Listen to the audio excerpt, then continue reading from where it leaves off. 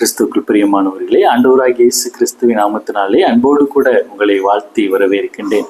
இந்த நாளிலும் நாம் சிந்திக்கின்ற காரியம் டர்ன் இன்டு ஜாய், மகிழ்ச்சியாக மாறும். இன்னைக்கு நம்முடைய வாழ்க்கையில் பலவிதமான துன்பங்கள், பலவிதமான இக்கட்டுகள், வியாதி ஒரு புறம், பலவிதமான காரியங்கள், எதிர்பாராத காரியங்கள் நடக்காதது, இப்படி பல விதங்கள்ல இன்னைக்கு நம்ம தவித்து கொண்டு இருக்கிறோம். ஆனால் ஆண்டவர் இன்னைக்கு நமக்கு கற்றுக் கொடுக்கிற காரியம் மகிழ்ச்சியாக மாறும், டர்ன் இன்டு ஜாய் என்று சொல்லி. இப்போ 3 காரியங்களை வேகமாக நம்ம சிந்திக்க இருக்கின்றோம்.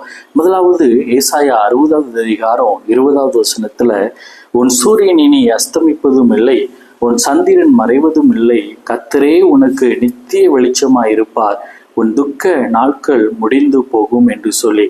அதில் பின்பகுதி சொல்லுகிறது, உன் துக்க நாட்கள் முடிந்து போகும். இன்னைக்கு மனிதர்களை நம்ம எடுத்து பார்த்தோம் அப்படின்னா, பிறந்த குழந்தையிலிருந்து பெரியவங்க வரைக்கும் ஏராளமான துக்கம், இன்னைக்கு கடங்காத துக்கம் இன்னைக்கு ஒவ்வொருத்தரையும் ஒவ்வொரு விதத்துல இன்னைக்கு வாட்டி வதைத்து கொண்டு இருக்கிறது.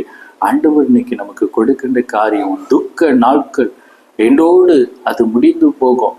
அதுதான் ஆண்டவர் புதிய ஏற்பாட்டில் சொல்லும் பொழுது, யோவான் 16வது அதிகாரம் 20வது வசனத்துல, உன் துக்கம் சந்தோஷமாய் மாறும் என்று சொல்லி ஆண்டவர் சொல்லி இருக்கின்றார்.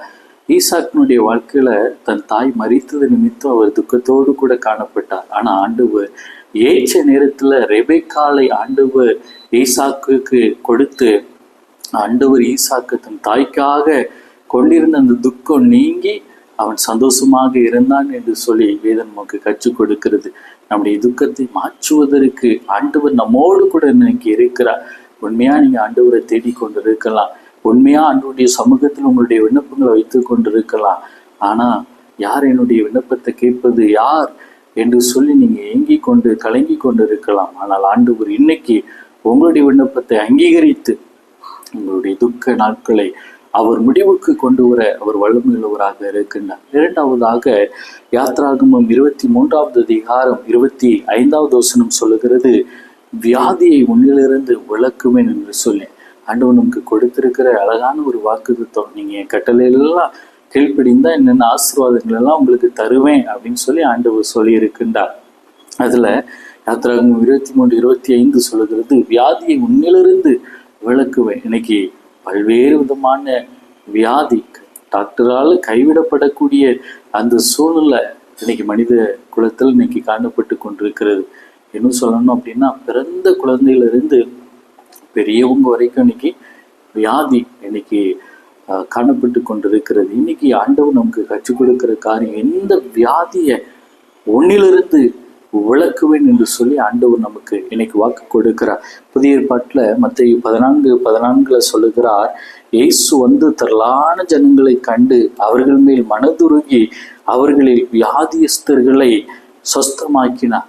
ஆண்டவர் பார்க்கிறாரு, வியாதியா அநேக ஜனங்கள் தவித்து கொண்டிருக்கிற அந்த நிலைமையை கண்டு அவங்க மேல மனதுருகி ஆண்டவர் அவர்களுக்கு சுகத்தை கொடுத்தார் என்று சொல்லி. இன்னைக்கு இந்த வியாதி நடுவே நீங்கள் ஆண்டவரை தேடிக்கொண்டு இருக்கலாம். இந்த பலவீனத்தின் நடுவே ஆண்டவரை நீங்க தேடிக்கொண்டு இருக்கலாம்.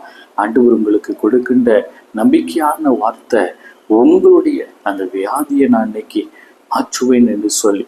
மூன்றாவதாக சங்கீதம் 114:8 சொல்லுகிறது, அவர் கண்மலையை தண்ணீர் தடாகமாகவும் கற்பாறையை நீரூற்றுகளாகவும் மாற்றுகிறவர் என்று சொல்லி. அவர் கண்மலையை தண்ணீர் தடாகமாகவும் கற்பாறையை நீரூற்றுகளாகவும் மாற்றுகின்றவர். இது எதை நமக்கு கற்றுக் கொடுக்கிறது அப்படின்னா, இந்த வில்டர்னஸ், அதாவது வனாந்தரமான இந்த வாழ்க்கைய சூழலையே ஆண்டவர் நமக்கு மாற்றக்கூடியவராக இருக்கின்றார். நம்ம நெடுநாளா ஜெபித்து கொண்டிருக்கலாம், நெடுநாளா ஒரு காரியத்தை நம்ம எதிர்பார்த்து காத்து கொண்டிருக்கலாம், அதுக்கு பதிலே இல்லாம இருந்திருக்கலாம். ஆனா இன்றைக்கு ஆண்டவர் நம்மளோடு கூட இருந்து அப்படிப்பட்ட வறட்சியான அந்த சூழ்நிலைகளை, அந்த வனாந்தரமான அந்த சூழ்நிலைகளை மாற்றுவதற்கு அவர் ஆயத்தமுள்ளவராக இருக்கின்றார். ஆகாருடைய வாழ்க்கையில் ஆண்டவர் அதுதான் செய்தார். ஆகார் தவித்து போய் பேர்சேபா வனாந்திரத்துல துக்கத்தோடு தெரிந்து கொண்டிருக்கிற, என்ன செய்வது, பிள்ளை சாக கிடக்கிறானே, தண்ணி இல்லையே என்று சொல்லி அவள் தவித்து கொண்டிருந்த அந்த நேரத்துல பிள்ளையை தூரமா போட்டுட்டு அவள் வந்து உட்கார்ந்து அழுது கொண்டிருக்கிறாள். பிள்ளையினுடைய சத்தத்தை ஆண்டவர் கேட்டு அதே வனாந்திரத்துல எங்க அவள் வழி இல்லை என்று சொல்லி அழுதாலோ அதே வனாந்திரத்துல தேவன் வழியை உண்டாக்கினார், தண்ணியை உருவாக்கி கொடுத்தார். அங்கது மாத்திரம் இல்ல, அதே வனாந்திரத்துல என்ன செஞ்சாங்க, அதே வனாந்திரத்துல அவங்க இருந்து அவர்கள் அதுக்கு பிற்பாடுள்ள அந்த வாழ்க்கையை வாழ்ந்தாங்க. அங்கேயே அவன் வில்வித்தையில வல்லவன் ஆனான் என்று சொல்லி இது நமக்கு கற்றுக் கொடுக்கிறது. நம்முடைய ஆண்டவர் எந்த இடம் நமக்கு வனாந்திரம் அப்படின்னு சொல்லி நம்ம யோசித்து கொண்டிருக்கிறோமோ, இதெல்லாம் மாறவே மாறாது என்று சொல்லி யோசித்து கலங்கி கொண்டிருக்கிறோமோ, அதே இடத்துல தேவன் உங்களை இன்றைக்கு உயர்த்துவதற்கு அவர் வல்லமையுள்ளவராக இருக்கிறார். அதே இடத்துல எது வனாந்திரம் என்று சொல்லி எண்ணப்பட்டதோ அதே இடத்தில் உங்களுடைய தலையை ஆண்டவர் உயர பண்ணுகிறவராக இருக்கிறார். அதே இடத்துல உங்களுக்கு மகிழ்ச்சியை ஆண்டவர் உருவாக்கி தருகின்றவராக இருக்கின்றார். 3 காரியங்கள். உங்களுடைய சிக்னஸை ஆண்டவர் மாற்றுவார், உங்களுடைய சாரோஸை ஆண்டவர் மாற்றுவார், உங்களுடைய வில்டர்னஸை கர்த்தர் மாற்றுவார். ஆண்டவர் தாமே அப்படிப்பட்ட கிருபைகளை நமக்கு தந்து நமக்கு தேவையான அந்த மகிழ்ச்சியான வாழ்க்கையை ஒவ்வொரு நாள் ஆண்டவர் தந்து வழி நடத்துவாராக. ஆமென்.